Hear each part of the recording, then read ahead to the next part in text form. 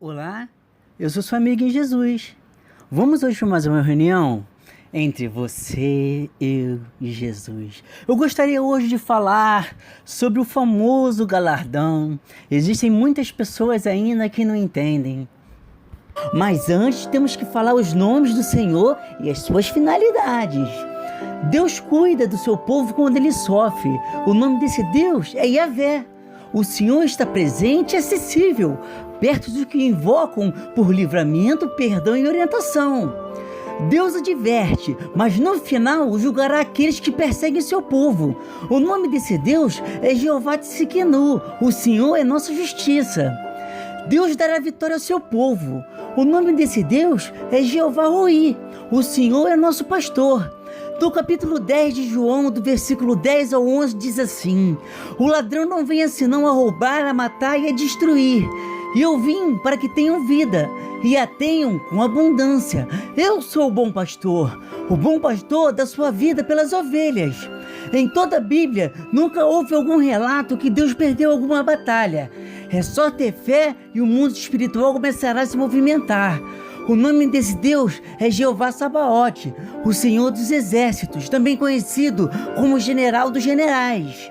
Fiel povo de Deus herdará o seu reino em sua totalidade. O nome desse Deus é Jeová Maquidesh, Senhor que santifica e nos torna santos. E será desta forma que poderemos herdar o reino dos céus.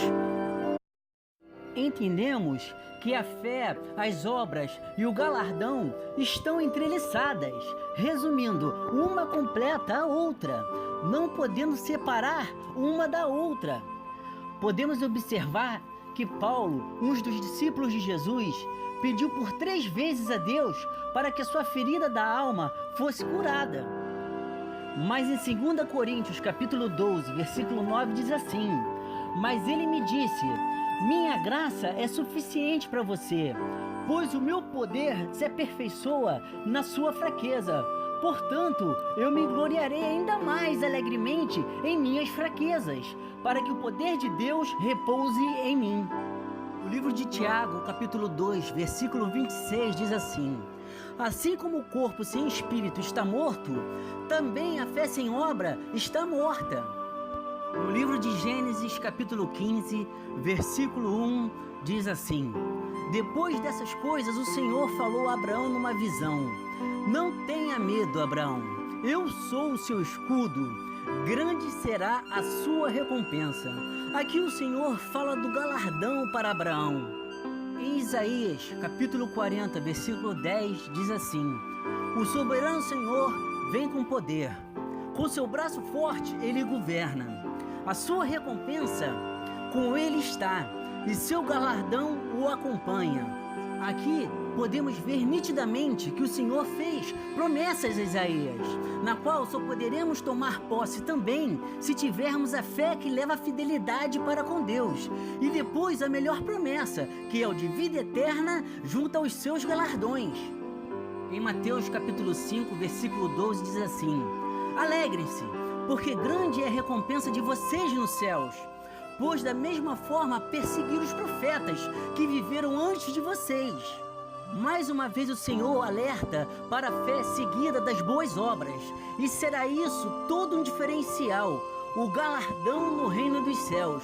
O livro de Marcos capítulo 9, versículo 41 diz assim: eu digo vocês a verdade, quem der um copo d'água em meu nome, por vocês pertencerem a Cristo, de modo nenhum perderá a sua recompensa.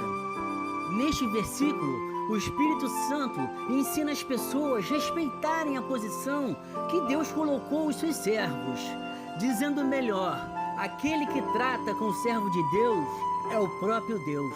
Em Lucas 6, versículo 35 diz assim: amem, porém, os seus inimigos, faça o bem e empreste a eles sem esperar receber nada de volta. Então a recompensa que terão será grande, e vocês serão filhos do Altíssimo, porque Ele é bondoso para os ingratos e maus. Neste versículo, o Espírito Santo nos ensina de qual forma devemos tratar os nossos inimigos e a promessa do Altíssimo sobre o galardão. A palavra inimigo ficará mais explícita no versículo em Efésios, capítulo 6, versículos 12 e 13, que dizem assim: pois a nossa luta não é contra a carne, mas sim contra toda a potestade principal. Administrar o tempo para Deus. Em Eclesiastes, capítulo 3, versículo 17, diz assim: eu disse no meu coração, Deus julgará o justo e o ímpio, porque há um tempo para todo propósito e para toda obra. Este versículo diz a respeito de dois julgamentos: o tribunal de Cristo e o julgamento do grande trono branco de Deus. No primeiro julgamento, somente os cristãos estarão presentes e serão julgados somente pelas suas ações e motivações na terra, e não por seus pecados que foram julgados no Calvário. No segundo julgamento, somente os incrédulos estarão lá. Os dois, em épocas diferentes, incluirão todas as pessoas. O poder da oração de um justo. No livro de Tiago, capítulo 5, versículo 16, diz assim: confessai as vossas culpas uns aos outros, e orai uns pelos outros, para que sareis. A oração feita por um justo pode muito em seus efeitos. A hermenêutica do justo. Baseado na hermenêutica, o justo, com referência aos seres humanos, pode significar um estado de inocência, um atuar conforme a lei e estar em comunhão com Deus. Este último significado Paulo desenvolve especialmente em Gálatas e Romanos. Por meio de Cristo, Deus considera justo perante ele os pecadores que creram. Esse tema também é desenvolvido em Isaías, onde a justiça de Deus se manifesta na sua ação salvadora a favor do seu povo. As citações sobre o justo. No livro de Gênesis, capítulo 6, do versículo 8 ao 9, diz assim: Noé, porém, achou graça aos olhos do Senhor. Noé era homem justo e perfeito em suas gerações. Noé andava com Deus. No livro de Salmos, capítulo 5, do versículo 11 ao 12, diz assim: porém, alegre-se em todos os que confiam em ti. Exultem eternamente, porquanto tu os defende. E em ti se gloriem os que amam teu nome. Pois tu, Senhor, abençoarás ao justo, circundará da tua benevolência como de um escudo. Salmos, capítulo 11, versículo 5. O Senhor prova o justo, porém ao ímpio e ao que ama a violência, odeia a sua alma. Em Salmos 37, capítulo 21. O ímpio toma emprestado e não paga, mas o justo se compadece e dá. Salmos 37, versículo 25. Fui moço e agora sou velho, mas nunca vi desamparado o justo, nem a sua semente a mendigar o pão. Salmos 37, versículo 29. Os justos herdarão a terra e habitarão nela para sempre. A comunhão com Deus. No livro de Gênesis, capítulo 2, versículo 15, diz assim: E tomou o Senhor Deus o homem e o pôs no jardim do Éden, para lavrar e o guardar. Em Romanos, capítulo 1, versículo 17, porque nele se descobre a justiça de Deus de fé em fé, como está escrito, mas o justo viverá pela fé.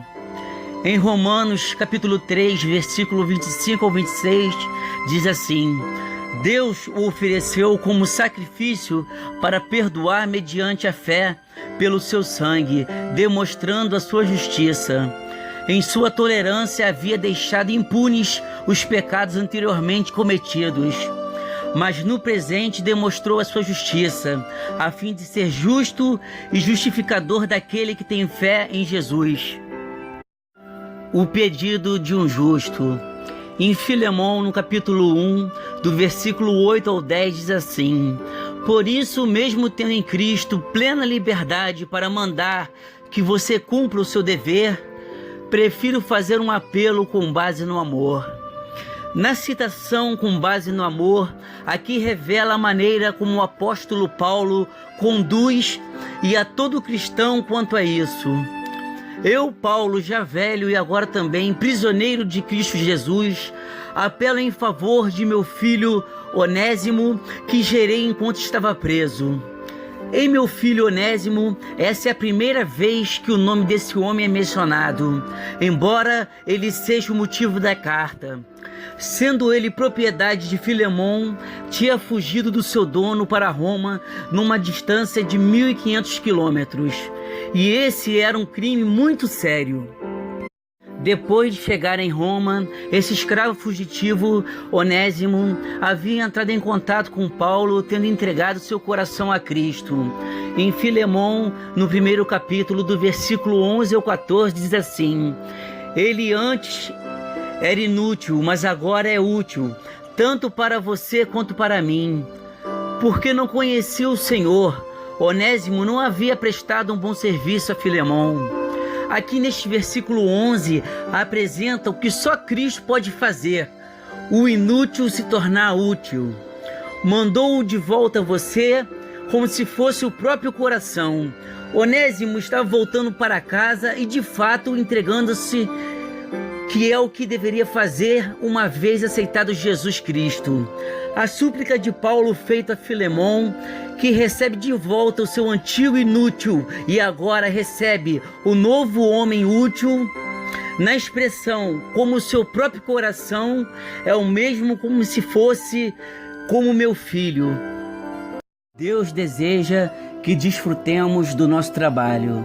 Em Eclesiastes capítulo 3, versículo 13, diz assim: e também que todo homem coma, beba e goze do bem de todo o seu trabalho. Isto é um dom de Deus.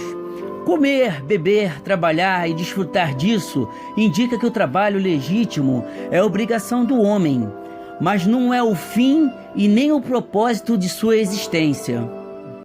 A fé. Em Romanos 6, capítulo 6, versículo 6, diz assim: pois sabemos que o nosso velho homem foi crucificado com ele, para que o corpo do pecado seja destruído, e não mais sejamos escravos do pecado, pois quem morreu foi justificado do pecado. Ora, se morremos com Cristo, cremos que também com ele viveremos.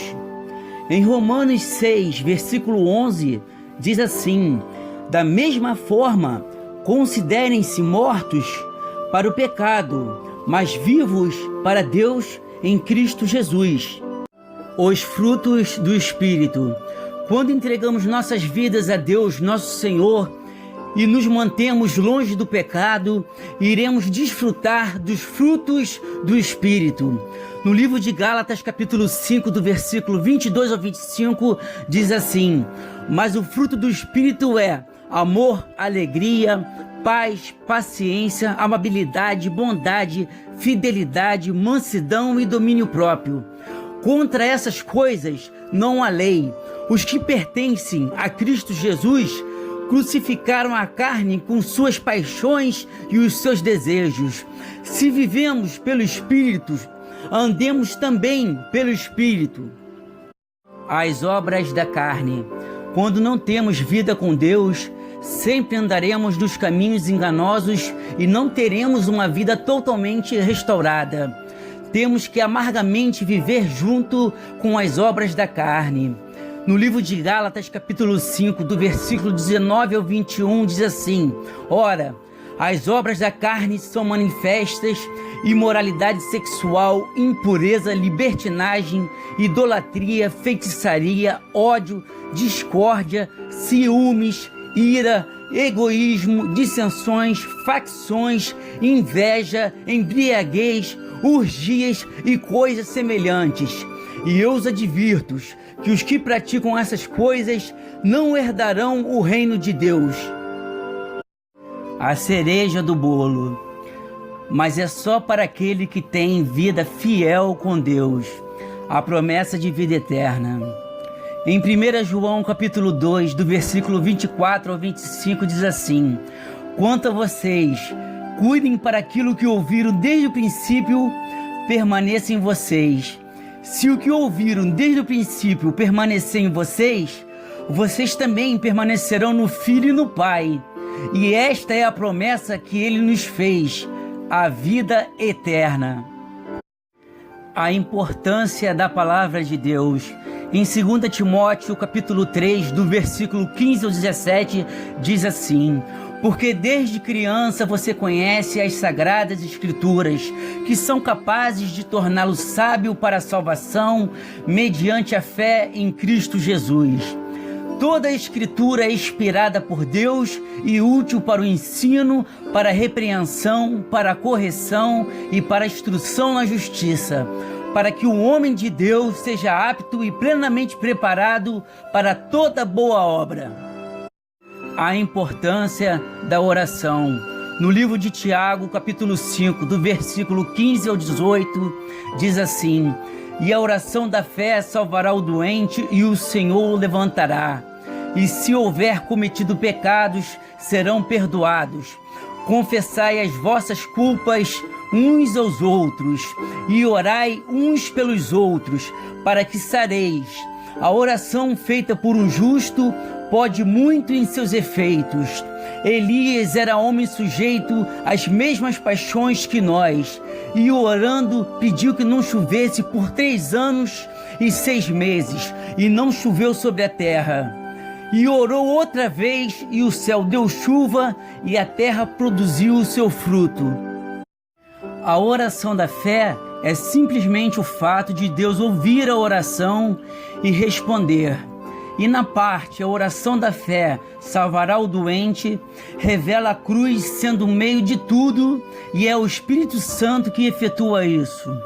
A cláusula incondicional, se houver cometido pecados, torna claro que nem toda enfermidade é resultado do pecado, embora alguns sem dúvidas sejam.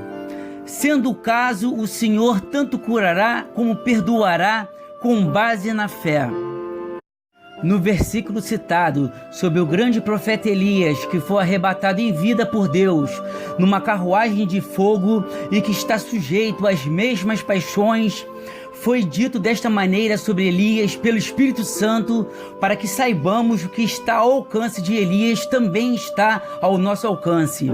Na parte em que Elias ora para que não chovesse por 3 anos e 6 meses, nos mostra o poder da oração, mas se orarmos segundo a vontade de Deus. O amor de Deus é infinito. Em João capítulo 3, do versículo 16 a 17, diz assim: porque Deus amou o mundo de tal maneira que deu seu Filho unigênito, para que todo aquele que crê não pereça, mas tenha vida eterna. Porque Deus enviou o seu Filho ao mundo, não para que condenasse o mundo, mas para que o mundo fosse salvo por ele. A paz que Cristo deixou. No livro de João, capítulo 14, do versículo 26 ao 27, diz assim: mas o Conselheiro, o Espírito Santo, que o Pai enviará em meu nome, ensinará todas as coisas e fará lembrar tudo o que eu disse. Deixo a paz, a minha paz lhes dou. Não a dou como o mundo a dá. Não se perturbem os seus corações e nem tenham medo. A paz que Cristo nos deixa é sem dúvida uma paz diferente da do mundo. Essa paz demonstra uma paz em meio às guerras, uma paz de domínio próprio quando somos provados, uma paz junto à mansidão, uma paz no perdão, uma paz em meio às tribulações, uma paz quando somos acusados. Essa é a paz que só aquele que crê na cruz e no que Jesus fez nela por nós pode ter. A cruz e Cristo. Hoje só é possível obtermos respostas de Deus e até mesmo enfrentar tribulações com a vitória garantida quando depositamos toda a nossa fé em Cristo e no que Ele fez por nós na cruz, na qual, para nos justificar, Jesus pagou um alto preço com seu sangue carmesim, nos lavando de todos os nossos pecados. E Cristo, que é a fonte de onde obtemos o perdão das feridas de nossas almas e a restauração por completa de todas as áreas de nossas vidas para os corações verdadeiramente arrependidos. um ponto de fé e de esperança para a sua vida. Em 1 Coríntios, capítulo 2, versículo 9, diz assim: mas como está escrito, as coisas que o olho não viu e o ouvido não ouviu e não subiram ao coração do homem, são as que Deus preparou para os que o amam. A importância do ID. No livro de Marcos, capítulo 16, do versículo 15 ao 16, diz assim: e disse Jesus: ide por todo o mundo, pregai o evangelho a toda criatura. Quem crê e for batizado será salvo, mas quem não crer será condenado. Neste capítulo de 2 Timóteo, Paulo encoraja os cristãos sobre a oportunidade de pregar em qualquer ocasião, ou seja, oportuna ou inoportuna. Em 2 Timóteo, capítulo 4, versículo 2, diz assim: pregue a palavra, esteja preparado a tempo e fora de tempo. Repreenda, corrija, exorte com toda paciência e doutrina. O porquê de jejuar. No livro de Marcos, capítulo 9, do versículo 25 ao 29, diz assim: quando Jesus viu que uma multidão estava se ajuntando, repreendeu o espírito imundo, dizendo: espírito mudo e surdo, eu ordeno que o deixe e nunca mais entre nele. O espírito gritou, agitou-o violentamente e saiu. O menino ficou como morto, a ponto de muitos dizerem: ele morreu. Mas Jesus tomou pela mão e o levantou, e ele ficou em pé. Depois de Jesus ter entrado em casa, seus discípulos lhe perguntaram em particular: por que não conseguimos expulsá-lo? Ele respondeu: essa espécie só sai pela oração e pelo jejum. Entendimento eclesiástico para que a nossa fé não morra.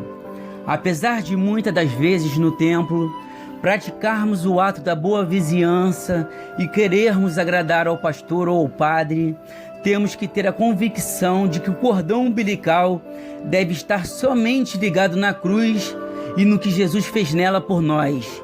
Muitos cristãos se perderam no meio da caminhada por causas que certamente Deus não foi e nunca será o culpado. As pessoas se baseiam nos pecados do homem, que já tem a sua tendência pecaminosa, e praticam seus pecados ocultos, onde Deus não coabita em meio desta situação. Igreja é um lugar de vários degraus, onde cada um, com sua fé e sua obediência ao Senhor, se mantém no caminho da fé e da salvação e avançam degrau por degrau, ao chegar ao ponto do Espírito Santo nos purificar e nos santificar. Então não devemos nos decepcionar e nem permitir que isto nos afaste do amor de Cristo. Voto de fé. Quero agora te convidar a fazer um voto de fé em 4 etapas e veremos como Deus nos ama e é misericordioso. Na primeira etapa, devemos sempre confiar em Deus no que fará ou no que pode fazer. Isso se chama fé e é através dela que poderemos ser salvos. Em Mateus capítulo 26, versículo 41 diz assim: vigiai e orai, para que não entreis em tentação. Na verdade, o espírito está pronto, mas a carne é fraca. Devemos diariamente ler a palavra, pois é através dela que alimentaremos a nossa fé. Na segunda etapa, nosso Deus é um Deus ciumento. Não pode haver idolatria. E ela pode acontecer de várias formas diferentes. Pelo simples fato de ficar o dia inteiro em redes sociais e não sabermos administrar o tempo para Deus, é um exemplo, entre outros, de idolatria. Na terceira etapa, devemos aceitar a conversão, onde o velho homem morrerá e nasceremos de novo como filhos de Deus através do batismo, e o nosso nome estará escrito no livro da vida, de onde prestaremos contas no dia do juízo final. Então agora o pecado não habita mais em nós, e sim o Espírito Santo. E já sabendo que temos a tendência à natureza pecaminosa, devemos ir para o joelho dobrado e pedir perdão ao Senhor. Sabemos que no início pode parecer difícil, mas ao perseverar e começarmos a ter experiências com Deus, te garanto que nunca mais nos afastaremos dos caminhos do Senhor. Em Romanos, no capítulo 8, versículo 35, diz assim: quem nos separará do amor de Cristo? Será tribulação? Ou angústia? Ou a perseguição? Ou a fome? Ou a nudez? Ou perigo? Ou espada? Na quarta etapa, se diz sobre a importância de jejuar. Ela pode ser de diversas formas diferentes, não apenas ficar um dia sem comer, porque entendemos que muitas pessoas, por questões de saúde, não podem assumir este tipo de compromisso. Mas podemos, por exemplo, ficar sem acessar redes sociais, deixar de fazer algo que gostemos. Isso também é uma forma de jejuar. Quero agora orar pela sua vida. Abaixe sua cabeça, feche os seus olhos, coloque sua mão no seu coração, permita que o Espírito Santo possa visitar o seu coração, permita que o Espírito Santo possa sondar as suas necessidades, permita que o Espírito Santo, no qual nos convence do pecado, possa interceder por você perante a Deus. Oremos então. Pai amado, Pai querido, é na Tua santa presença, meu Senhor, que eu me prostro aqui, meu Pai, aos Teus pés, que eu me prostro aos pés da cruz. Deus amado, Deus querido, a Tua palavra foi fiel, Senhor, como no Evangelho primitivo. Pai amado, Pai querido, que todas essas pessoas que estão agora ouvindo a Tua voz, Senhor, que elas sejam convencidas do pecado. Pai amado, Pai querido, eu não sei dizer o que está acontecendo e nem o que irá acontecer, mas uma coisa eu sei, não mudou o início. Deus não está se importando com o que fez ou deixou de fazer. Isso não mudou o início. Deus escolheu você. A sua raridade não está naquilo que você possui. Isso é mistério de Deus com você. Pai amado, Pai querido, santo, santo é Teu nome, meu Pai. Lalavashue canto navarava shelo quetsus lalavas. Onlololeo shui canto namarava sui. Oto parto com senela elevador nos nine. Adonai caloron sui canto mano suan. Hello manani canto no suan. Do take a maluminian son. Galuvara duya no solador son. Antuina mandoman, antuin kuntuina levaru yeshuin kanaman, tutum luvasu kantono, wishinora zuiganonai, antuila lara foca temalara bavashen, orui cantune vavaluinai. Digo a vocês, filhos meus, eu sou Deus que opero na sua vida desde o ventre da tua mãe. Eu tenho um plano para você. Se o homem colocou o ponto na sua vida, eu retiro o ponto e coloco a vírgula, porque quem é o dono da vida e da morte pertence a mim, o Senhor, o único. Oh, amado, minha amada, tenha fé. Siga meus caminhos, porque para ti tenho guardado um pedaço no reino dos céus. Seja fiel no pouco para ter com muito, Deus, porque triste é ser fiel no muito e não ter a Deus.